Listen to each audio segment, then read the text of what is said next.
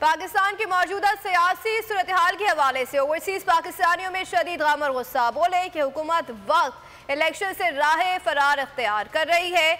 इनको डर है कि इमरान खान 2/3 अक्सरियत से हुकूमत में आ जाएगा। हम मौजूदा हुकूमत के खिलाफ भरपूर एहतजाज जारी रखेंगे।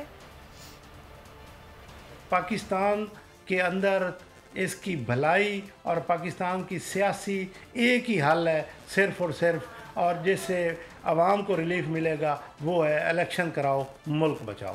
हमारी ओवरसीज़ की बस यही डिमांड है कि फौरी तौर पर इलेक्शन करवाए जाएं और जो फैसला आवाम करेगी उस फैसले को मद्देनज़र रखते हुए हमारा वज़ीर-ए-आज़म सेलेक्ट होगा और इंशाअल्लाह आवाम का वोट सिर्फ इमरान खान के लिए है और इमरान खान ही हमारे मुल्क की बेहतरी ला सकता है।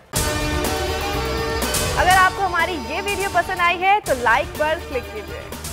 हकीकी आजादी की जंग में बोल भी कप्तान के हम कदम। इलेक्शन कराओ मुल्क बचाओ की लाइव ट्रांसमिशन दिखाई लम्हा ब लम्हा सूरत हाल। रील और रेटिंग में भी बोल न्यूज रहा नंबर 1। सब्सक्राइब करें और बेल दबाएं ताकि कोई खबर रह न जाए।